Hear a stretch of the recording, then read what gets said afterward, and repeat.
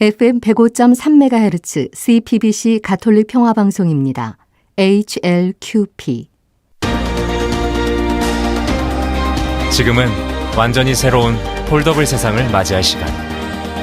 갤럭시 Z 폴드 3, 플립 3. 삼성 갤럭시 Z 폴드 3, 플립 3가 5시를 알려드립니다.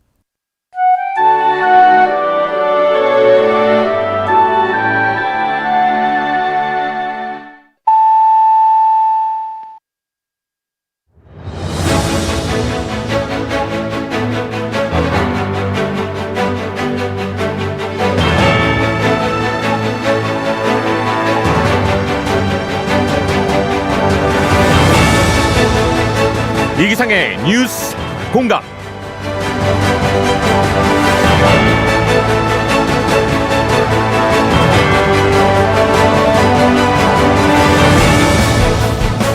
청취자 여러분 안녕하십니까? 이기상입니다. 우리나라에서 8,800km 떨어진 남태평양의 작은 섬. 사실 이 통가라는 섬이 있다는 것도 이번에 해저화산이 폭발을 하면서 처음 알게 됐는데요. 어제 뉴스를 통해 본 통가의 해저 화산 폭발 전과 후의 모습, 정말로 충격적이었습니다. 섬 전체가 푸르름을 자랑하던 그런 곳이었는데 순식간에 화산재를 뒤집어 쓴 잿빛섬으로 변해 있더군요. 사람의 힘으로 어떻게 할 수 없는 자연재해 앞에서 더 낮아지고 또 겸손해질 수밖에 없는 이유인 듯합니다.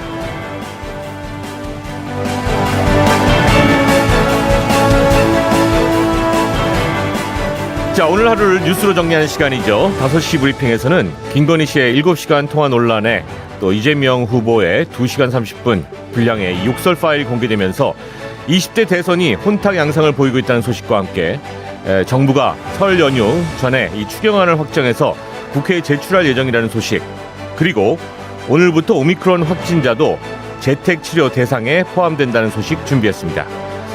자, 오늘의 픽 인터뷰에서는요, 코로나19 백신 부작용으로 고통을 호소하고 있는 피해자들과 그 가족들의 모임인 코로나19 백신 피해자 가족협의회 김두경 회장을 직접 스튜디오에 모시고 이야기 나눠봅니다.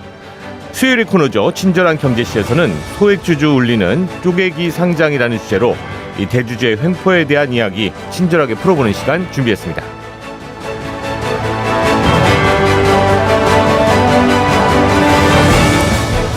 이기상의 뉴스 공감, 오늘도 청취자 여러분과 함께 만들어갑니다. 100원의 유료 문자 샵 1053 그리고 애플리케이션 빵톡으로 실시간 글 남기실 수 있겠고요. 유튜브 이기상의 뉴스 공감에서는 보이는 라디오 참여하실 수 있겠습니다. 오늘도 참여하신 많은 분들을 위해서 선물 준비해놓고 있으니까요, 많은 참여 부탁드리겠습니다. 자, 뉴스 공감 시작합니다.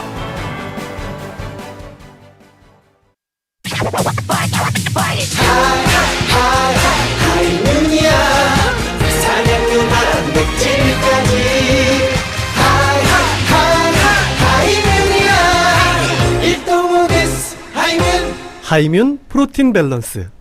일동후디스의 건강기능식품입니다.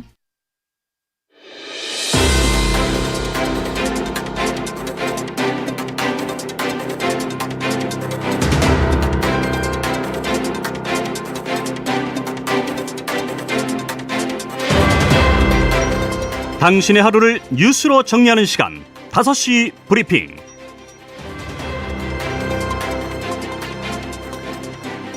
네, 5시 브리핑 시작하면서 일단 행정안전부에서 전해드리는 내용들 좀 전해드리겠습니다. 오늘 수도권과 강원, 영서, 충청 등 이 지역에 눈이 예상되고 있으니까요, 퇴근 시에 대중교통을 이용해 주시기 바랍니다. 눈이 오는 지역에서는 비닐하우스 피해가 발생하지 않도록 지지대를 보강해 주시길 바라겠고요. 특히나 이 지역 운전자께서는 차량 월동 장비를 구비해서 이 운전 시에 차량 운행 속도 감속 등 이 안전 운전에 만전을 기해 주시기 바랍니다. 당분간 강추위가 지속되겠으니 이 동파 피해가 우려되는 빌라, 주택, 복도식 아파트에서는 이 취침 또는 외출 시에 수돗물을 조금씩 흐르도록 수도꼭지를 꼭 열어두시면 좋겠습니다. 이상 행정안전부에서 알려드렸습니다. 네, 날씨가 춥고 또 눈이 많이 내렸습니다. 오늘 5시 브리핑에서 지금 이 시점에서 우리가 짚어봐야 될 뉴스들 함께 만나보도록 하겠습니다. 자, 오늘도 김정아 기자 그리고 오창희 인권연대 사무국장님 함께 하십니다. 어서 오십시오. 안녕하세요. 네, 안녕하세요. 자, 오늘 서울대교구 정순택 대주교 소식으로 시작합니다. 이인영 통일부 장관이 정대주교를 접견했군요. 네, 오늘 오전 이인영 장관이 서울대교구청을 찾았습니다. 이 장관은 한반도 평화를 위한 천주교의 노력에 대한 감사 인사를 전했는데요. 정대주교 발언 가운데 인상적인 부분이 있습니다. 네. 서울대교구는 평양교구를 함께 책임지고 있다는 말입니다. 한반도 평화를 위해 서울대교구가 마땅히 나서야 한다는 의지가 읽히는 대목이었습니다. 이와 함께 평양 장충성당의 보수 지원을 언급하면서 정부의 지원을 요청하기도 했는데요.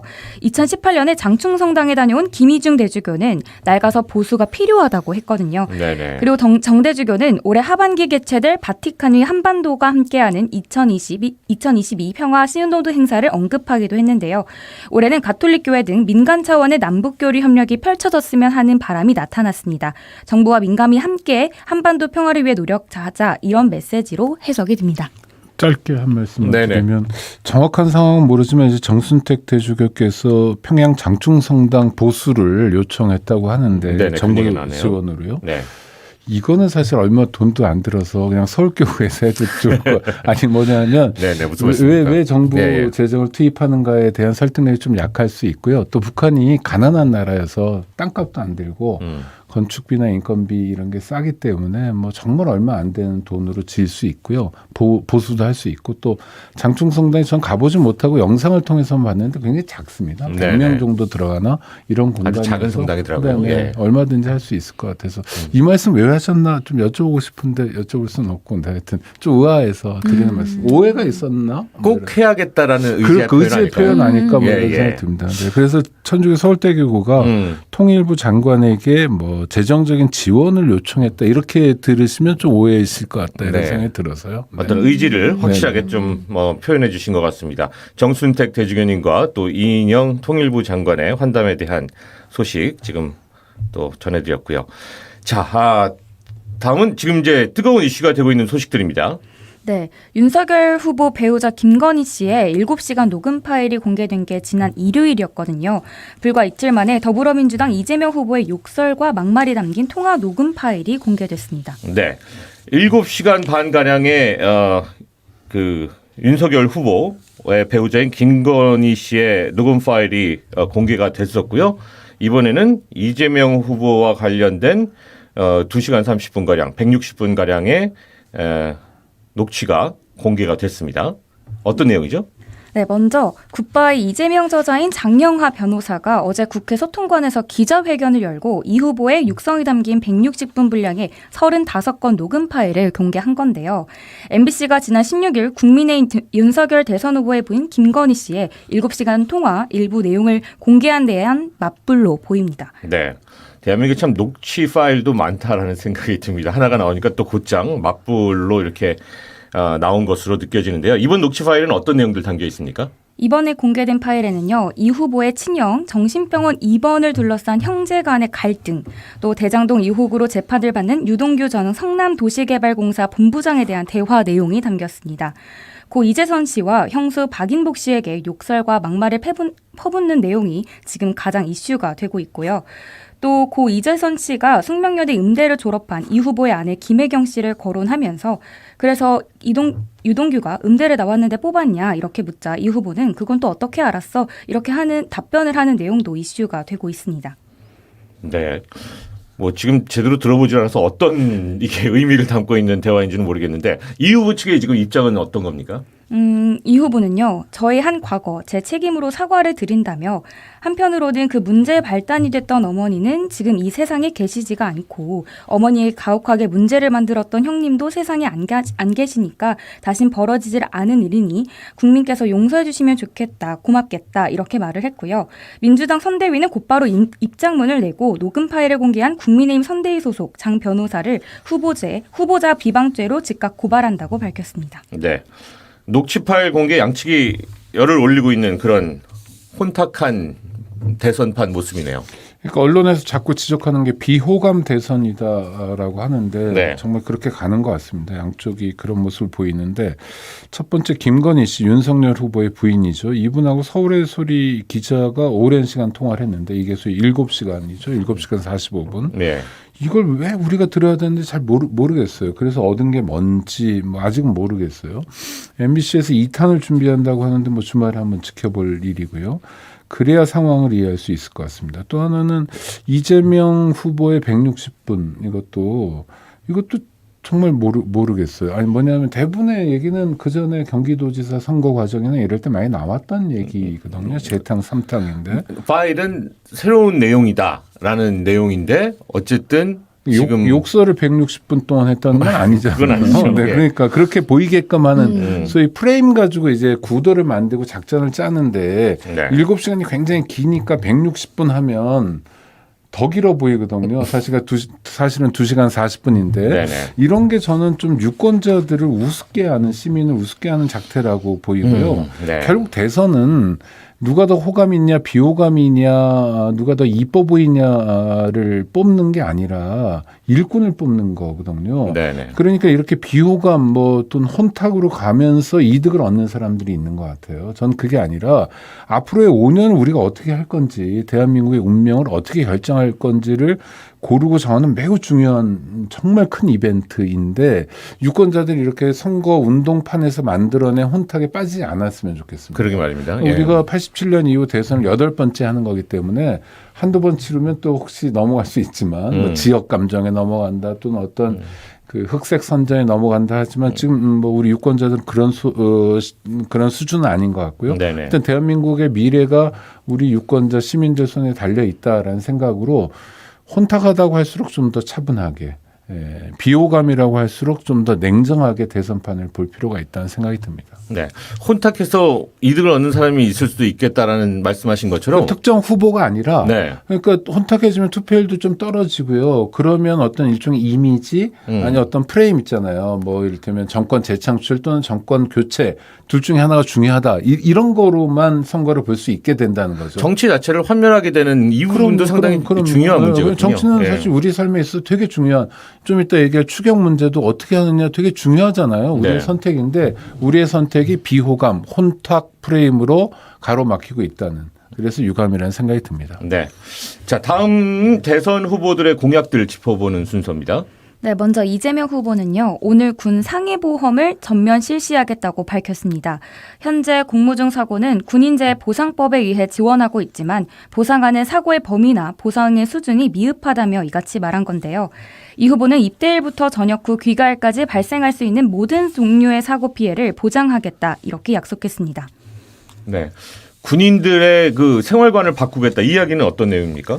이 후보는 낙후된 신병 교육시설을 전면 개선하겠다며 식당과 샤워장, 화장실 등 현대식으로 확충 및 개선하고 비좁은 침상형 생활관을 2인에서 4인실의 침대형 생활관으로 바꾸겠다고 말했습니다. 네. 또 군 급식 체계를 개선을 해서 식사의 질을 높이겠다며 현재 군 교육기관에서 시범 운행 중인 급식의 민간 외주 전환을 적극적으로 확대하고 민간 조리 인력을 대폭 늘리겠다고 말했습니다. 네. 자, 다음은 국민의힘으로 가보겠습니다. 윤석열 후보는요, 오늘 산후 우울증 진료 지원을 확대하고 등하원 도우미 비용에 대한 소득 공제를 추진하겠다고 밝혔습니다. 윤 후보는 전체 산모가 산부인과 산전 검사와 정신건강 성별 검사를 받도록 하고 임신 1회당 60만 원 상당의 마음 돌보기 바우처를 제공할 계획이라고 말했는데요. 네. 이어 산후 우울증 고위험군이나 저소득층의 경우 정신건강의학과 진료비 본인 부담률을 10%로 감면하고 아이 정신발달평가 본인 부담금을 감면할 계획이라고 했습니다. 또 등하원 도우미 비용에 대해서는요. 소득공제를 적용해서 매년 최대 45만 원의 혜택을 받을 수 있도록 할 계획이라고 말했고요. 또 이미 시행 중인 아이 돌봄 서비스에 대해서도 소득공제를 적용하겠다 이렇게 덧붙였습니다. 네. 오늘 같은 경우에는 이제 이재명 후보 쪽에서는 군과 관련된 그리고 또 윤석열 후보 쪽에서는 산모들. 예. 근데 뭐 병사들을 위한 공약인데 병사들만 겨냥하지는 않고요. 군대에 아들을 보내야 될 부모. 그럼요. 네, 형제 예. 자매 다 겨냥합니다. 일단 놀라운 건 병사들 상해보험 자체가 없었다는 게 놀랍고요. 그러게 말이에요. 군에서 예. 다치면 자기만 손해일 수는 없죠. 징병제 국가에서는 젊은이들을 데려갈 만한 준비를 국가가 해놔야 되는데 그런 면에서 부족함이 많다는 거고 급식도 많이 계산됐는데요. 여전히 병사들의 기호를 반영하지 못하고 있는 측면이 많습니다. 급식을 안 먹거나 PX에서 뭐 다른 걸 사 먹거나 하는 네네. 경우가 많아요. 또 하나 전 지적하고 싶은 게 병사들은 병사 식당에서 먹고 간부는 간부 식당에서 먹습니다. 네.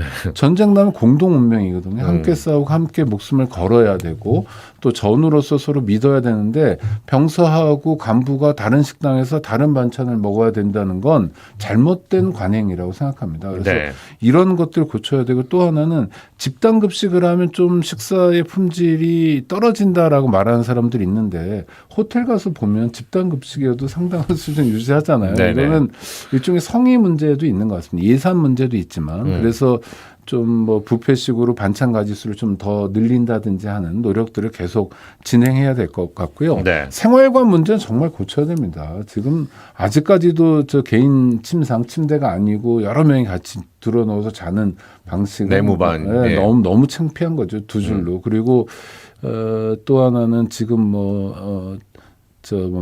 불침번이라고 해가지고 자다가 꼭 군인들 일어나가지고 1시간씩 실내에서 이렇게 빈 총 들고 서 있게 하거든요. 왜 그러냐 그러면 적이 쳐들어올지 몰라서 화재 우려 때문에 이런 게 이제 일제 강점기 때 나오는 병사들은 놀리면 안 돼라는 문화에서 나온 것들이에요. 이제 침대형으로 가고 또는 한 사람, 두 사람, 세 사람 정도가 한 공간에서 자게 되면 이런 건 고칠 수 있게 되는 거죠. 하여튼 환영할 만한 일이고 또 우리 국가가 반성해야 될 일인 것 같고요. 윤석열 후보 공약도 환영할 만한 일입니다. 국가가 그러게요. 산후 우울증에도 이제 관심을 두는 것. 이렇게 대선은 5년에 한 번 하지만 할 때마다 국가가 국민들을 향해서 어떻게 가야 되는지를 보여주는 것 같아요. 그래서 좋은 이벤트인 것 같은데 다만 아쉬운 건 산후 우울증 문제도 있는데 애 낳자마자 산모들의 굉장히 큰 문제는 전에도 말씀드렸습니다만 산후조리원 문제가 있습니다. 네. 공공산후조리원이 대한민국에 거의 없다시피 해요. 뭐 경기도 여주 정도에 있는데 어린이집이나 또는 우리 유치원에서 국공립 모델이 도입되면서 많은 부모들이 혜택을 받잖아요. 네. 가격도 낮추고 서비스는 올리고 산후조리원이 그런 역할을 해줄 수 있을 것 같습니다. 그래서 공약에서 지금 아직 눈에 띄지는 않지만 그렇게 한 걸음 더 나아가면 저출산 문제에 대해서 국가가 적극적으로 화답하는 게 될 거라고 봅니다. 네, 5년에 한 번 있는 이 대선이 우리 모두가 조금 나아질 수 있는 계기가 분명히 됐으면 좋겠습니다. 자, 다음 소식 넘어가 보겠습니다. 네, 이거는 어제 5시 브리핑에서 다뤘던 내용이기도 한데요. 추가적으로 나온 내용이 있어서 가져와 봤습니다. 민주당 이재명 후보와 국민의힘 윤석열 후보의 첫 양자 TV토론 날짜를 두고 오늘 양당이 합의에 나섰습니다. 네. 여기서 쟁점은 토론 날짜와 시간이고요. 그동안 27일 목요일 밤 10시부터 12시까지 할 것으로 보여졌는데 어제 국민의힘 측에서 설 전날인 31일 저녁 6시부터 밤 10시까지 토론하자고 역제안했습니다. 네네. 그런가 하면 토론에서 배제된 국민의당과 정의당은 강하게 반발을 하고 있고요. 안철수 후보 측은 오늘 법원에 양자 TV토론 방송을 금지해달라며 가처분 신청을 냈습니다. 이태규 국민의당 선대위 총괄선대본부장은 완전히 불공정한 선거라며 법원이 기득권 정당의 담합 토론에 단호한 조치를 취해줄 것을 기대한다고 말했습니다. 또 지상파 K사와 S사가 4당 후보에게 4자 토론을 제안하는 요청서를 보내왔다며 4당 후보가 와서 토론하자고 해놓고 갑자기 양자 토론하는 건 모순이라고 했습니다. 이 사건 신문은 오는 24일에 열립니다. 네. 27일 날 합의를 봤다고 했다가 또 31일 날 얘기가 나오고 있고 지금 왔다 갔다 좀 하고 있는 상태인데 마무리가 될 것 같고요. 어쨌든 4자 토론이 아니라 양당 토론 담합이다라는 이야기도 뭐 나름 또 이유가 있어 보이기도 하고요. 아니 그렇죠. 일단 토론이 열린다는 게 중요한데 너무 늦었죠. 우리가 네네. 후보를 보는 게 무슨 행사 가서 준비한 원고를 읽는 모습 아니면 백브리핑이라고 그러잖아요. 하루에 한 번 정도 기자들 앞에 서가지고 잠깐 동안 육성을 들려주시는. 그거나마 장면. 얘기하다 이렇게 그냥 쑥 빠지기도 네, 하고. 그렇죠. 오늘은 이만 뭐 이런 건데 그러니까 후보들의 면모, 참 얼굴, 제대로 된 목소리를 들을 기회가 없는데 네. 그게 바로 토론입니다. 근데 토론이 여태까지 한 번도 안 열렸다는 게 매우 비정상적이었던 거고요. 네. 이제 토론회가 열리니까 환영하는데 많이 열려야 됩니다. 그런데 어떤 방식으로 해야 되냐. 안철수 후보의 주장도 있고 다자, 양자 뭐 이런 거 있는데 네. 이럴 때는 기준을 정하는 게 되게 중요합니다. 근데 대통령 선거를 우리가 처음 하는 게 아니기 때문에 기준이 다 정해져 있어요. 이를테면 원내 의석수 뭐 3석, 5석 이상인 정당 네네. 또는 뭐 지지율이 5%, 3% 이상인 후보 뭐 이런 식으로 두 가지로 대체로 정해놨습니다. 그럼 네네. 그 기준에 맞는 후보들끼리 모여서 하면 돼요. 그러니까 대선에 나오고 싶다고 지금 예비 후보 단계인데 뭐 몇 명, 10명일지 20명일지 모르지만 26명, 9명 얘기 그분들을 나오더라고요. 다 모시고 예. 토론하는 건 못하죠. 불가능한 거니까 예. 그건 당연히 누구도 받아들일 수 없고요.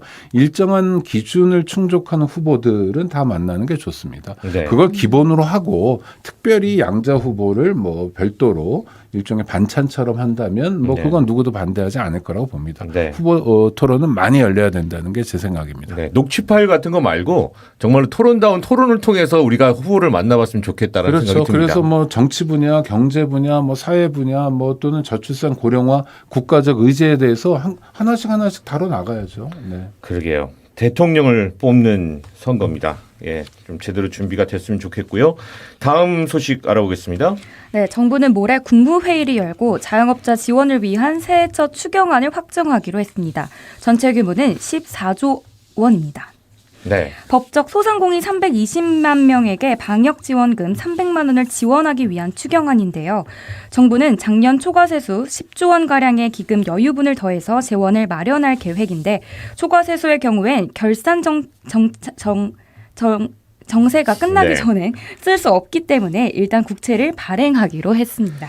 자, 근데 지금 여기다가 이제 여야가 증액을 압박하고 있는 거죠. 네, 그렇습니다. 예. 민주당은 정부가 제출하는 추경안을 신속하게 심사하겠다면서도 법적 소상공인에 해당하지 않는 자영업자들도 지원이 돼야 한다며 증액 필요성을 강조했습니다. 국민의힘도 이에 대해서 사각 지원은 물론 소상공인 지원금 자체도 1인당 최대 1,000만 원까지 높여야 한다며 증액 논의를 마다하지 않겠다는 입장을 분명히 했습니다. 네. 그러니까 대선 후보들도 14조 원이 충분치 않다. 금액이 부족하다라는 그런 입장인 거네요. 네, 맞습니다. 대선 주자들도 추경을 주장하면서 자영업자 표심구에 나선 건데요. 먼저 이재명 후보는요. 14조 원은 너무 적다. 여야가 합의를 해서 정부를 압박하자 이렇게 말을 했고요. 윤석열 후보도 여야가 맞대고 제대로 된 추경안을 만들어야 한다고 말했습니다. 하지만 정부는 14조 원을 원하는 강하게 주장하고 있어서 증액에 난색을 표하고 있는 상황입니다. 네. 이럴 땐 좀 따져봐야 됩니다. 기획재정부 예산당국은 1997년에 IMF 네. 구제금융에 대한 어떤 트라우마가 여전히 있는 것 같아요. 예. 근데 작년 한 해만 하더라도 50조 원인가 세금이 더 거쳤습니다. 예상했던 것보다 세금이 더 거치는 아름다운 나라예요. 곡간이 거덜났다고 뭐 이런 곡간 얘기도 전혀 아니고요. 나오는 네, 분위기인데. 네, 전혀 네. 아닙니다. 그러니까 이런 식으로 국채 발행을 계속하다 보면 곡간이 빌 수도 있어요라고 얘기하는 건데 곡간 사정 굉장히 좋습니다. 네. 이재명 후보가 했던 얘기는 GDP 그러니까 국내 총생산에서 우리가 재난 지원했던 게 한 5% 미만인데 다른 나라에 비하면 이게 3분의 1 수준이다 이런 거예요. 근데 GDP가 우리가 얼마나 되냐 국내 총생산이 작년에 1933조입니다. 그러니까 2,000조 정도 돼요. 네네. 대한민국이 97년의 대한민국의 사이즈가 아닙니다. 지금 1년 예산 600조 원이 넘고요. 2,000조 원 되는 데서 5% 미만이면 100조 원 미만이고 이것이 다른 나라로 갔을 때는 다른 나라 수준으로 갔을 때 300조 원 이렇게 가야 된다는 거죠. 그러니까 훨씬 더 다른 나라도 많이 하고 있고 우리도 여력이 있으니까 해야 되는 거고요. 또 하나 중요한 건 내일이면 이제 코로나 확진자가 처음 나온 지 2년이 되잖아요. 2년 동안 우리 국민들이 너무 힘들었어요. 근데 난리 때 힘든 걸 보면 누구나 힘든 건 기본이지만 더 힘든 사람들이 있습니다. 네. 그러니까 월급 꼬박꼬박 나오는 노동자들보다는 자영업자 소상공인이 그럼요. 더 힘든 거고요. 예. 그다음에 뭘 파느냐에 따라 되게 다르고 여행업자 같은 경우에는 정말 팔 게 아무것도 망했죠. 없었을 예, 것 정말 같고 너무 힘들었습니다. 음식업 같은 경우에도 굉장히 손해를 많이 네네. 봤습니다. 그러니까 이분들을 위해서 국가 적극적인 역할을 해야 돼요. 이 적극적인 역할이 바로 국가가 해야 될 기본적인 겁니다. 코로나로 인해서 양극화가 심해졌는데 양극화를 해결할 수는 없더라도 네. 완화시키거나 또는 지금 고통받는 사람들의 고통을 좀 달랠 수 있는 어루만질 수 있는 역할은 국가가 충분히 할 수 있다고 보고요. 네. 그것은 재정 투입을 통해서 가능하다고 봅니다. 네. 자, 마지막 소식 전해드리겠습니다. 네, 코로나19 백신 이상 반응으로 접종 6주 이내에 의료기관에서 입원 치료를 한 사람은요. 오는 24일 즉 돌아오는 월요일부터 방역 패스 예외 대상이 됩니다. 또 코로나19 백신 접종 후 이상 반응이 나타나 보건당국에 피해 보상을 신청하신 분들, 인과성 근거 불충분 판정을 받은 사람도 방역 패스 적용 대상에서 제외됩니다. 즉 방역 패스 예외 대상이 확대된 겁니다. 네. 예외 대상이라는 것이 어떤 사유에 적용이 되어 왔던 거죠, 그러니까? 네, 지금까지는 코로나19 완치자나 중대한 백신 이상 반응 등 의학적 사유가 있는 경우에 방역 패스 적용 대상에서 제외됐었습니다. 네네. 중앙방역대책본부는요, 방역 패스 예외 대상에 확대한 거에 대해선 방역 패스 적용이 사회적 거리두기의 대체 수단으로 다중 이용시설 전반으로 확대됨에 따라 접종을 받으려고 노력했으나 이상 반응으로 접종을 완료하지 못한 사람의 불편을 최소화하려는 목적이라고 설명했습니다. 네네. 자, 그렇다면 이제 확인서 같은 걸 발급받아서 네. 다녀야 되는 거잖아요? 네, 24일부터 방역 패스 예외 확인서를 발급받으실 수 있고요. 별도 유효기간 만료일은 없습니다. 쿠브 앱이나 카카오, 네이버 등 전자출입 명부 플랫폼에서 접종 내역 발급, 업데이트를 하시면 전자문서 형태의 예외 확인서를 발급받으실 수 있고요. 또 보건소 등의 신분증을 내면요. 종이로 된 예외 확인서를 발급받으실 수 있습니다. 발급 과정에서 진단서 제출 등의 별도 절차는 없습니다. 네. 저는 인권운동을 이제 하고 있으니까 방역 패스 이런 게 인권 침해냐를 묻는 분들이 좀 있어요. 그러게 말이에요. 예. 근데 제 어떻습니까? 생각에 방역 네. 패스 제도 자체가 인권 침해라고 말하기는 어려운 것 같습니다. 테니스 선수 조코비치가 네네. 호주에 갔다가 그냥 쫓겨나오는 아니 그러니까 분이에요. 자기는 이제 백신 안 맞았으니까 네네. 그러니까 백신 맞지 않을 권리도 존중해야 되지만 호주 정부 입장에서 호주 국민의 건강과 생명을 지켜야 되는 국가의 책임 역할도 중요하거든요. 네네. 그러니까 문제는 방역 패스 자체가 아니라 이걸 얼마나 합리적으로 운영하느냐. 예. 그 상당한 이유할 때 상당성이라는 게 있습니다. 상당하냐 또는 최소한이냐 뭐 이런 것들 요건을 충족시키는 게 되게 중요합니다. 네. 그러니까 방역 패스를 무조건 하다가 법원이 뭐 인용도 했고요. 또 정부도 스스로 이제 입장도 좀 바꾸고 하면서 탄력적으로 운영하는 것, 또 국민들의 요구라든지 네네. 불편에 귀를 기울이면서 방역 패스 제도를 운영하는 건 인권 친화적일 가능성이 굉장히 높아지는 거죠. 그게 아니라 그냥 정부가 앞장서서 국민들 다 따라와라는 태도라면 그거는 인권 침해일 가능성이 높아진다고 생각합니다. 네. 자, 오늘 여기까지 이야기 나눠보도록 하겠고요. 잠시 후에는 오늘의 픽 인터뷰를 통해서 코로나19 백신 피해자 가족협의회 김두경 회장님 모시고 또 좀 이야기 나눠보는 시간 갖도록 하겠습니다. 두 분 감사합니다. 예, 네, 고맙습니다. 감사합니다.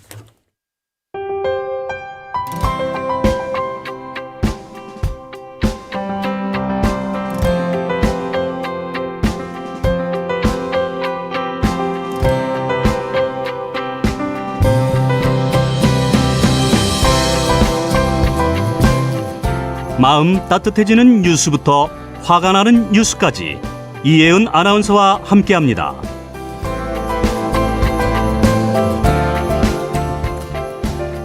자, 지금 시각이 5시 26분, 27분 됐습니다. 뉴스 초이스 시작하겠습니다. 네, 안녕하세요. 뉴스초이스 아나운서 이혜은입니다. 네. 날씨가 추워서 저도 입이 헛도는 것 같네요. 그렇죠. 날이 많이 추워졌습니다. 자, 첫 번째 소식 뭡니까? 예. 네, 올겨울은 눈이 참 안 온다 했는데 역시 입조심을 해야 하나 봅니다. 오늘 서울에 눈이 펑펑 내렸죠. 네. 아침부터 이 내린 한방눈에 도시가 하얗게 변했습니다. 서울시는 이미 오늘 오전 7시부터 제설 2단계를 발령해서 9천여 명이 비상근무를 하고 있는데요. 일단 출근을 해놓고 눈 오는 거 보면서 이따가 퇴근은 어떻게 하나. 퇴근 걱정이죠. 네, 예. 고민하신 분들 참 많으실 것 같아요. 서울시가 시민들의 퇴근길 혼잡을 조금이라도 줄여보기 위해서 퇴근 시간대에 이루어지던 대중교통 집중 배차 시간 오늘은 30분 더 연장해서 운행하기로 했습니다. 아하. 따라서 지하철 1호선에서 8호선은 퇴근 시간대에 20회씩 증회 운행하고요. 배차 간격은 집중 배차 시간대와 똑같이 퇴근 시간대에 3분에서 5분 간격으로 최소 유지한다고 합니다. 대중교통은 이렇게 운행을 하지만 네. 자차 가지고 다니시는 분들은 오늘 특히 더 안전 운행하셔야 될 텐데요. 물론 도로의 눈은 대체로 정리가 되긴 했습니다만 교량이나 램프 또 고가차도 고객길 운전은 눈길일 때 훨씬 더 위험하잖아요. 반드시 서행하시고 네네. 안전거리도 충분히 확보해서 운전하시길 바라고요. 혹시나 운전이 너무 힘들겠다, 피곤하겠다 하시는 분들은 오늘 하루 자차 두고 대중교통으로 그것도 이동하시기를 방법이에요. 네, 예. 권해드립니다. 또 방송 들어오기 전에 혹시 눈이 오나 하고 좀 바깥을 살펴봤더니 어때요? 눈은 오지 않는데 오늘 하늘이 정말 예쁘더라고요. 한 번씩 바라보시면 좋을 것 같습니다. 네. 그 내리는 눈을 바라보면서 아, 하얀 세상 눈이 너무 예쁘다 하시는 분들이 있고 네. 예, 퇴근길 걱정하면서 짜증 내시는 분들이 있는데 자, 생각하기 나름인 것 같고. 어느 쪽이신가요? 막 이은하 아나운서는 상당히 긍정적이네요. 예, 저는 막 좀 짜증 내는 스타일이었는데 동심을 잃으셨네요. 반성하도록 하겠습니다. 다음 소식은요? 네, 오늘 오전 9시 소기업 소상공인을 위한 코로나19 손실보상금 선지급 신청이 시작됐습니다. 네. 지난해 4분기, 올해 1분기분 손실보상금으로 총 500만 원이 선지급되고요. 신청 첫 5일 동안은 주민등록번호 출생연도 끝자리를 기준으로 오부제가 시행이 됩니다. 이 기간 동안에는 오전 9시부터 자정까지 신청이 가능한데요. 오늘은 출생연도 끝자리가 9와 4인 분들이 자정까지 신청할 수 있는 거고요. 내일은 끝자리가 0, 그리고 5인 분들이 신청하는 날이 되는 겁니다. 네. 이렇게 오부제 적용이 끝난 뒤에 24일 오전 9시부터는 24시간 신청을 할 수 있고요. 신청 대상은 지난해 12월 6일부터 영업시간 제한 조치를 받은 소기업 그리고 소상공인 55만 명입니다. 손실보상금 선지급은요. 별도 심사를 따로 하지 않고요. 네. 대상 여부만 확인해서 지급을 하는데요. 이후에 지난해 4분기 그리고 올해 1분기 손실보상액이 확정이 되면 선지급 원금 500만 원에서 확정된 금액을 순차적으로 차감하는 식으로 아하. 이루어집니다. 이 선지급액이 확정 금액을 초과할 수도 있잖아요. 네네. 이런 경우에는 5년 동안 상환을 하면 되고요. 중도 상환 수수료는 따로 없습니다. 네. 선지급 원금 500만 원입니다. 네. 이게 신청하는 날에는 매번 좀 문제가 있었거든요. 네네. 이번엔 좀 괜찮을지 모르겠습니다. 딱히 큰 문제는 없었던 것 같은데 네. 조금 이런 신청 시스템상의 문제라기보다는 다른 문제가 좀 있는 것 같습니다. 네. 일부 코로나19 때문에 장사를 더 이상 지속할 수가 없어서 지난해 4분기에 이미 가게를 매각해버린 경우도 있을 수 있잖아요. 아하. 이런 경우에는 상가를 매각한 그런데요, 대금이 또. 네, 영업 매출로 책정이 돼가지고 지원 대상에서 빠졌다고 합니다. 아하. 또 여러 가지 구비 서류를 갖춘 뒤에 이의 신청하라 이렇게 해서 그 절차를 거쳤는데도 따로 답변이 없어서 결국 참다 못한 소상공인이 문의를 하니까요. 세금 계산서가 끊기면 모두 매출로 인정한다 이런 답변을 받았다고 합니다. 영업 손실을 보전해 주겠다고 해놓고 상가 매각 대금 그러니까 영업 외에 부가적인 부분이 매출로 잡혀버려서 대상에서 빠진 거라는 이야기죠. 이런 경우뿐만이 아니라 가게에 필요 없는 집기를 처분했다가 그게 매출로 인정돼서 대상에서 빠진 경우도 아하. 있고요. 이런 문제들이 계속해서 나오고 있습니다. 네, 버티다 못해가지고 가게 판 건데 네. 그로 인해서 또 보상을 못 받는다 그러면 그것도 아주 큰 문제인 것 같고요. 그렇죠. 예, 참 이 지원 대상을 선정하고 또 집행한다는 게 이렇게 전 국민들이 다들 다양한 케이스들을 가지고 있으니까 네, 이렇게 그렇습니다. 힘든 일인 것 같습니다. 알겠습니다. 오늘 뉴스초이스 이혜은 아나운서와 함께했습니다. 대단히 감사합니다. 네, 고맙습니다.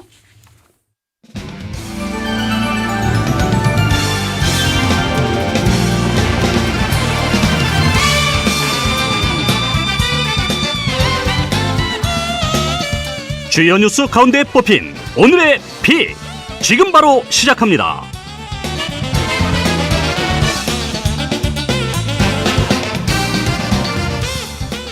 네, 서울시에 있는 중구 청계광장 소라탑 앞에는 60여 개의 영정사진이 자리하고 있습니다. 지난 12일 설치된 코로나19 백신 희생자 합동 분향소인데요. 자, 코로나19 백신 접종이 전 세계 팬데믹에 대응하기 위한 불가피한 측면이 있었다곤 하지만 내가 혹은 내 가족이 백신 접종의 후유증에 시달린다면은 게다가 정부로부터 아무런 인과성도 인정받을 수가 없게 된다 그러면 그 막막함은 어떨지 가늠이 되기가 힘듭니다. 자, 그래서 오늘 그분들의 이야기를 좀 만나보는 시간 갖도록 하겠습니다. 코로나19 백신 피해자 협의회 김두경 회장 나오셨습니다. 안녕하십니까? 예, 안녕하십니까? 네네. 자, 김두경 회장님, 먼저 이 코로나19 백신 피해자 협의회 코백회라고 일단 줄여서 부른다고 하시는데요. 코백회 이게 언제 어떤 계기로 만들어지게 됐나요? 저희가 5월 4일 날 네. 밴드를 통해서 처음에 만들어졌고요. 그로 인해서 물밀듯이 부작용 피해자들이 모여서 네. 지금은 600여 명이 넘는 인원이 지금 모여서 네, 활동하고 있습니다. 6개월 넘는 기간 정도가 네. 지금 밴드를 만들어서 같이 이 정보도 교환하시고 함께 코로나 백신 협의회, 피해자 가족 협의회 실제로 이 회장님께서는 코로나19 백신 접종의 피해자가 되시는 건가요? 아니면 피해자 가족이신가요? 어떤 케이스죠? 저는 예. 올해 작년에 졸업생인 그 작업치료사의 아버지고요. 네.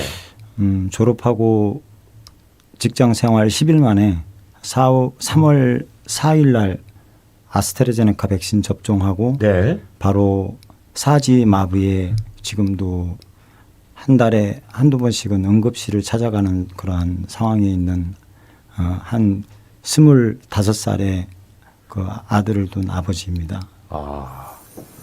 지금 사지마비 증상이 왔다라고 하면은 지금 현재는 그러면은 집에 있는 것이고 그리고 사지마비 상태라고 하시는데 지금 어떻게 보면 정확히 그 상황이 어떤 상황이라고 좀 설명을 자세히 주신다면요.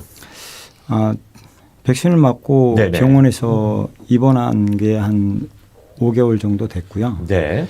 병원에다가 계속 놔둬서는 안 될 것 같아서 집에서 이제 체육시설이나 네. 아니면 집에서 치료를 본인 스스로가 네네. 이제 그 영양 보충을 하면서 했습니다.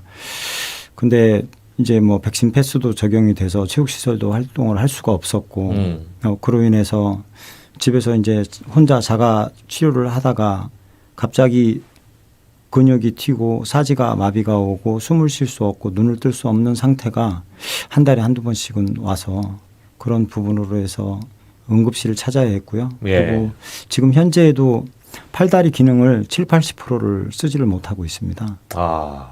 보호자 없이는 약한 봉다리 뜯어서 자기 힘으로 먹을 수 없는 상태이고 그런 상황이군요. 아이는 그렇게 됐지만 뭐 정부에서는 인과성 없다라고 일관하고 있고 네네.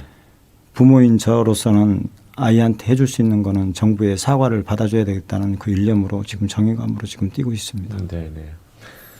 인과성을 정부로부터 인정받기가 상당히 힘들다고 이야기를 들었는데 어떤 상황입니까? 직접 경험을 해보시니까.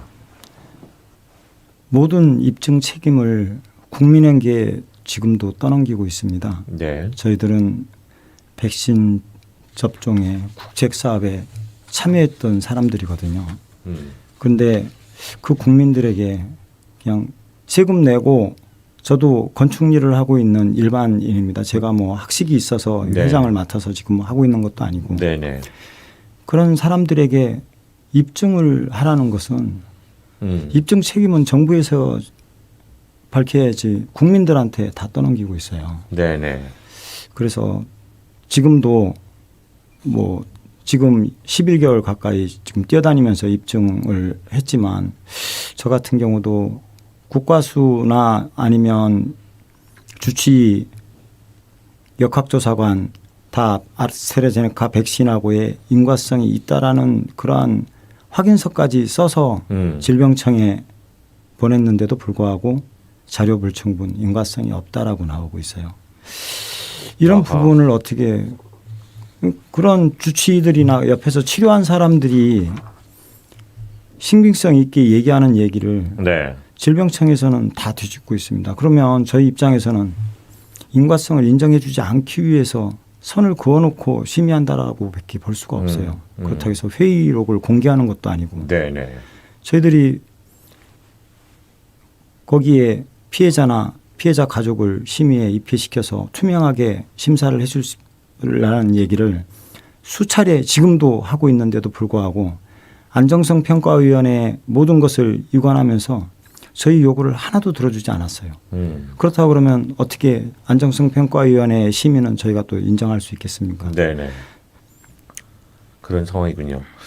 병원에서 아까 그 백신으로 인한 부작용으로 보인다라는 그런 소견서까지는 받으셨다고 말씀을 하셨어요.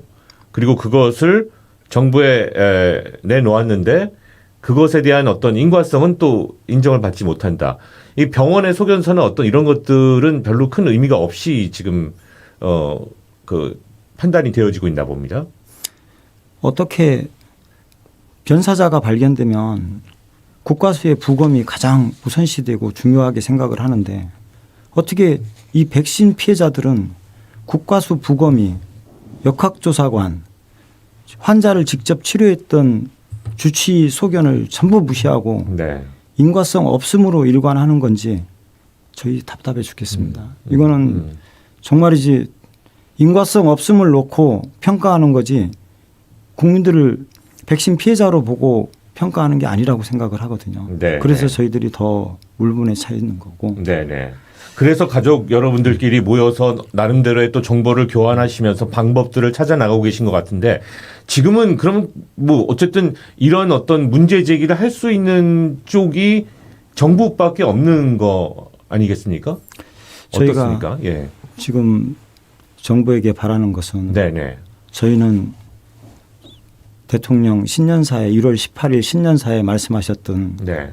백신의 부작용을 국민이 일방적으로 겪는 일은 없을 것이다. 정부가 모든 책임을 지겠다라는 말씀을 믿고 2월 26일부터 백신 접종에 저희는 정말이지 부부가 같이 가서 백신을 맞고 신랑을 잃었고 네. 아버지가 외아들을 데리고 가서 백신을 접종했는데 아들이 사망에 이르렀고 그리고 수능을 보기 위해서 애들이 백신을 접종했는데 지금 사지마비, 길랭발레 증후군 또 사망자가 4명이나 나왔습니다. 네네. 근데도 정부에서는 단 한마디의 어떠한 안내자가 되어주지도 않고 저희들은 특별법을 제정해달라고 외치고 있습니다.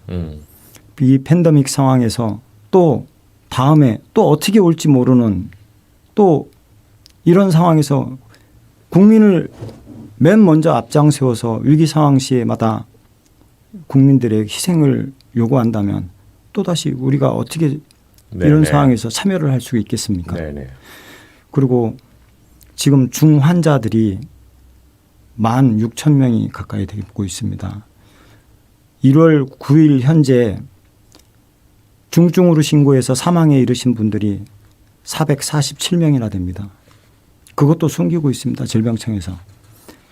그렇다고 그러면 이분들 지정병원 선정해서 학식없고 유능한 사람들로 인해서 치료를 해서 사망에 이르지 않게끔 안내자가 되어줘야 되는데도 불구하고 네네. 병원에서 쫓겨나서 요양병원으로 가서 사망을 하고 요양병원에서 다시 집으로 쫓겨나서 사망하는 사람들이 계속 늘어나고 있습니다. 네네. 이 사람들을 빨리 케어해서 일상생활로 되돌아보내야 되는데 정부에서는 아무런 조치도 취하지 않고 인과성 있음 없음으로 5개월 6개월씩 방치하고 있습니다. 네.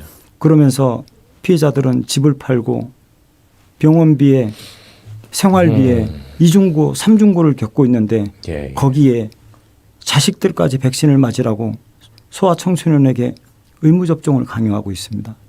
이건 저희들한테 정말이지 죽으라고 하는 거나 마찬가지입니다. 방역을 위해서 전 국민의 참여를 독려하고는 있지만은 여기에 분명히 그로 인해서 생긴 여러 부작용들과 문제들이 존재하고 있고요. 이것에 대해서도 분명히 정부에서 다시 한번 손을 뻗어서 관심을 가져야 될 때가 아닌가라는 생각을 새삼 하게 되는 것 같습니다. 가시기 전에 한 말씀만 마지막으로 해주신다면 어떤 말씀 하고 싶으세요? 저희는 정말이지 저희와 같은 국민이 또다시 나오지 않기를 염원하면서 분향소를 광화문에 차렸습니다. 네네. 이러다가 전 국민이 다 코백회 회원이 될 것 같습니다. 지금 부채샷 맞고도 사망자가 속출하고 하루에 10명씩 죽어나가고 있습니다. 그런 것들 일반인들이 모르지 않습니까? 과연 백신이 안정성이 있는 건지 다시 한번 재검토해 주시고 그리고 저희와 같은 희생자들이 다시는 늘어나지 않기를 바라는 부분이고요. 그리고 특별법 제정해서 네. 저희 피해자 가족들 빨리 구제를 해 주시고 저희 중환자 중증 신고된 환자들 네네. 안내자가 되어서 네. 하루속히 치료해서 정부에서 치료를 해주고 그리고 일상으로 되돌려 보낼 수 있게끔 안내자가 되어주셨으면 하겠습니다. 네. 예. 알겠습니다. 네, 인과성에 대한 섬세한 그런 관심이 필요한 때인 것 같고 또 부작용이 있는 분들에 대한 무한 책임은 또 반드시 이루어져야 되는 것이 아닌가라는 생각을 갖게 됩니다. 오늘 코로나19 백신 피해자 협의회 김두경 회장과 함께 코로나 백신 접종 후유증에 시달리고 있는 분들의 이야기들 함께 나눠봤습니다. 대단히 감사합니다. 고맙습니다. 네, 감사합니다.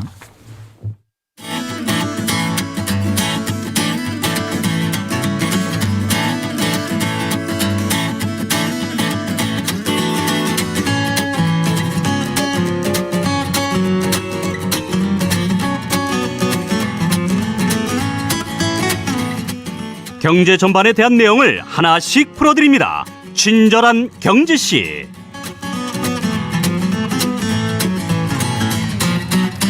자, 친절한 경제시 시작하겠습니다. 오늘도 박주원 이사 나와 계십니다. 안녕하십니까? 네, 안녕하세요. 네, 오늘 우리가 쪼개기 상장에 대한 이야기를 나눈다고 들었어요. 네네. 예, 저 상장이라는 거는 되게 막 그 회사가 막 상장됐다 그래서 막 박수치고 이러는 것만 봐서 근데 그 앞에 이제 쪼개기라고 붙으니까 예, 쪼개기 상장이라는 것은 이제 아시는 분들은 잘 아시겠지만 예, 이거 좀 주식 안 하시는 분들은 무슨 거기 상장에 또 쪼개기가 있어? 라시는 분들 분명히 계십니다. 예. 좀 설명을 좀 드려야 될 것 같아요. 요즘 이게 이제 굉장히 좀 문제가 되고 있어요. 그러니까 경제 문제에 관심이 없거나 주식 투자를 안 하시는 분들은 남의 얘기 같은데 우리나라에 지금 개인 투자자들이 1,000만 명을 돌파했거든요. 그렇습니다. 굉장히 많아요. 예. 특히 젊은 분들은 어마어마하게 많이 하세요. 특히나 젊은 분들이 요즘에 예. 다른 어떤 지하철 타고 보다 보면 맞아요. 나이 드신 분들은 게임하시고 네네. 젊은 분들은 이거 자판기 보고 있어요. 맞습니다. 그래서 이제 좀 설명을 좀 드리면 네.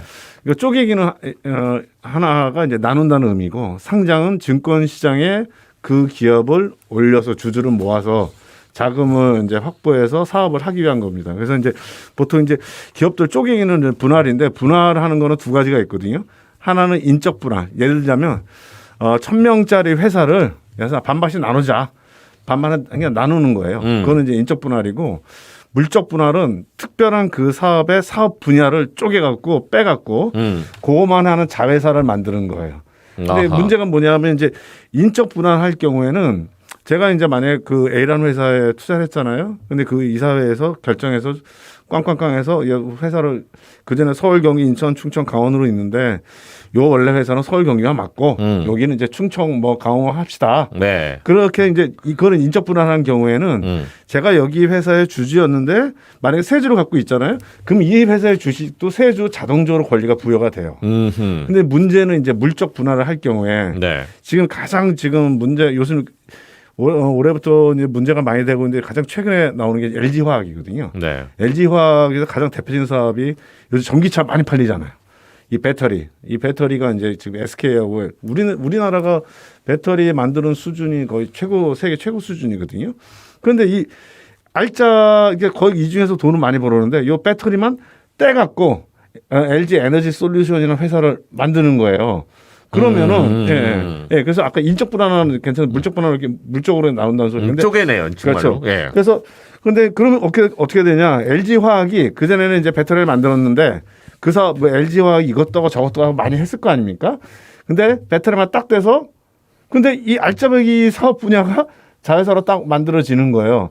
이게 자회사로 만들면 괜찮은데 만약에 상장 안 하면 계속 LG화학이 LG 에너지 솔루션을 이제 다 통제하고 이득이 다 그리 가니까. 네네. 그런데 이거를 쪼개고 별도로 상장을 해버리면 저 같은 이제 소액 주주 입장에서는 LG화학 보고 투자를 했는데 핵심이 싹 빠져버리면 증시에서 어떻게 해서 증권회사에서 야 이제 LG화학은 이제 거의 약간 영향가 없네. 그럼 사람들이 투자를 안 하게 되는 그 주식이 떨어지겠죠. 네. 그러면 저는 이게 뭐냐는 거죠. 그렇죠. 이게 지금 이제 굉장히 좀 이제 문제가 되고 있는데 이것은 이제 상장을 하는 경우에 그게 문제가 되는 거예요. 네네. 그래서 이제 이게 한번 말씀드리면 어떤 분은 그렇게 생각, 물적 분할 이거 문제 많네. 이렇게 생각해서 원래 도입했던 거는 뭐냐면 IMF 때 기억나시겠지만 그때 우리나라 기업도 구조조정 되게 많이 했잖아요. 근데 우리나라 기업들이 가격은 낮은데 좀 짭짤하다. 그래서 이거를 통째로 외국 자본 넘기는 게 이거 막아야 된다. 그래서 구조조정하면서 약간 사업 구조가 안 좋은 그 사업 단위들을 쪼개갖고 별도로 자회사를 만든 거기에 이제 나중에 이제 상장 폐지하거나 하고 건전한 기업만 남기자 이렇게 된 건데 지금은 거꾸로 가고 있는 거예요. 거꾸로. 아하. 네, 거꾸로 가고 있는데 이게 2015년도, 17년도까지 대건수가 적었는데 이게 20년도, 21년도 이게 급증을 하게 된 거예요. 그러니까 지금 와서 그럼 한번 그렇게 생각해 볼 수 있겠죠. 갑자기 왜 붐이 일었지? 그러니까 말이에요. 그전에 안 그랬는데 갑자기 왜 그러지? 이게 뭐냐면 어떤 흐름일까요, 이게? 예, 만약에 이렇게 생각하면 될 거예요. 우리 이기성 선생님 예. 가게를 평수를 이렇게 딱 했는데 이거 회사를 통해서 내가 우리 사업적 등록 내갖고 저도 미국하고 중국 얘기했습니다만 내 사업적 등록 이 평수를 좀 넓혀서 사업을 한번 해보자. 네네. 이렇게 하려면 어떻게 되겠습니까? 이 평수의 사업을 넣으려면 제가 돈을 투자를 해서 뭔가 더 이게 돈을 늘려야 되잖아요. 예. 근데 그렇게 되면 안 되는데 그럼 내가 자금 조달을 해야 되지 않습니까? 그렇죠. 자금 조달을 예. 어떻게 하냐면 증시에 올려서 그 증자를 한다고 하거든요. 그러니까 주주를 더 모아서 그 사람들에게 이제 주식을 하고 거기서 나눠줘야 되는 거죠. 예, 돈을 받아갖고 근데 그럴 경우 어떻게 됩니까? 내 지분이 줄어들죠. 예. 예. 왜냐하면 나 혼자서 1인 주주였을 때는 내 마음대로 다 할 거야. 그런데 이주주, 이사주주 생겨서 이거 가게 위치가 뭡니까? 뭐 여기다 하지 맙시다 이렇게 돼요. 뭐 그런 것도 있지만은 지분율이 줄어들잖아요. 줄어드니까 그게 싫죠. 예. 그러니까 그 편법으로 아하. 알짜배기 회사는 따로 떼어내서 주주를 그쪽으로 모으고 근데 그 대신에 나는 모 회사는 내가 대주주잖아요. 모 회사를 통해서 자회사를 통제할 수 있으니까. 그럼 결국 어떻게 되느냐? 기업하고 대주주는 여전히 자금 조달을 마음대로 해서 이제 할 수가 있는데 그 모기업을 보고 투자한 일반 소액 주주들은 큰 타격을 받는 이런 좀 상황이 되는 거죠 지금 현재. 네네. 이게 소액주주들의 피해를 막기 위한 어떤 대안들을 찾아야지 되는 때인 것 같은데요. 그렇습니다. 네네. 그래서 여러 가지 뭐 대안들을 얘기를 하고 있는데 네.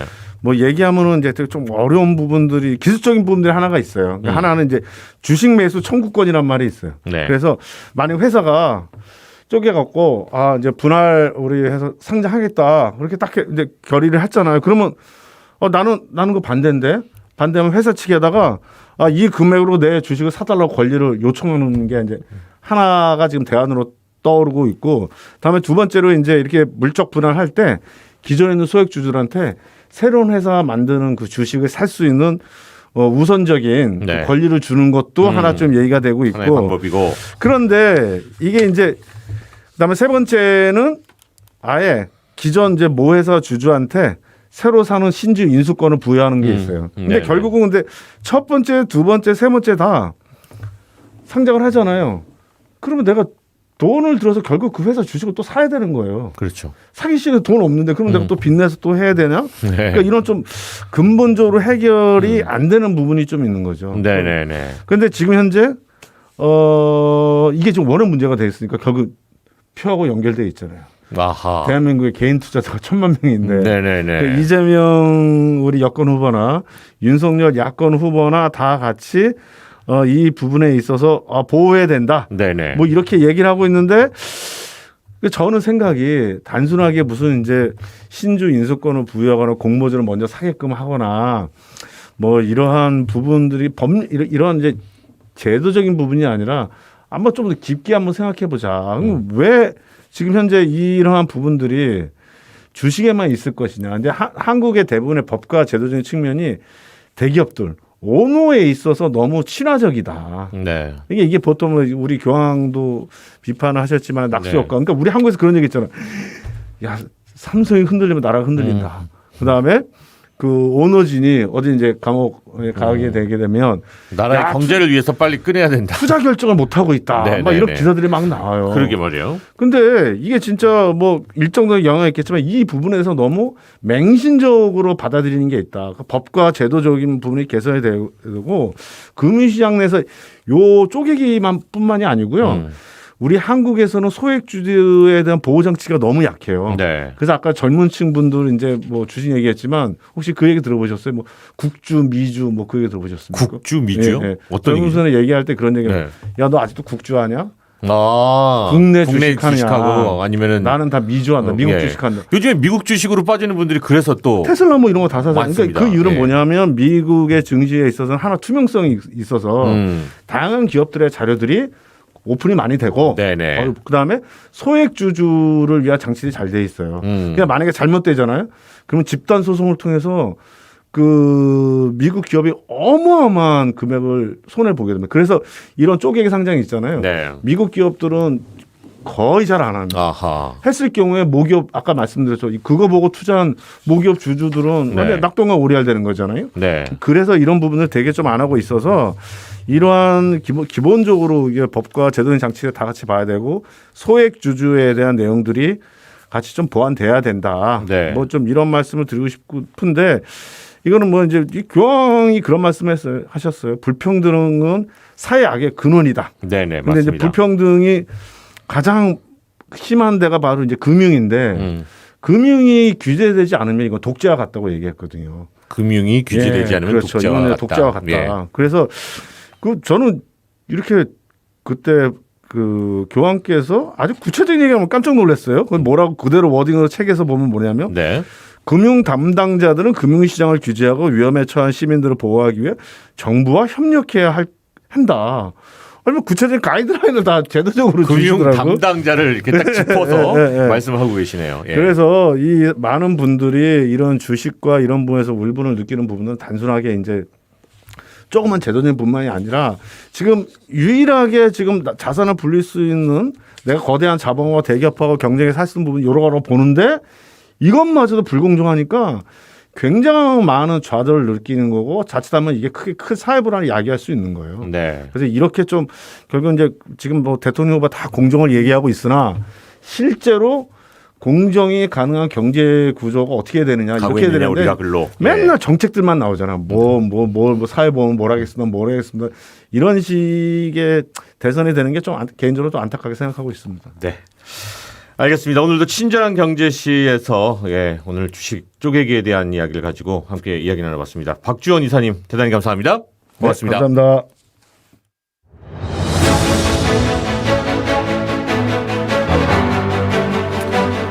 네, 백신 부작용이 있지만 방역을 위해서 백신은 또 꼭 맞아야겠고요. 하지만 이 부작용이 있는 분들에 대한 무한 책임은 반드시 이루어져야 된다는 생각을 하게 됩니다. 코로나19가 우리 모두에게 주고 있는 고통의 의미를 다시 한번 성찰하게 되는 그런 하루였으면 좋겠습니다. 창조 질서의 회복을 다짐해보는 하루 잘 마무리하시면 좋겠습니다.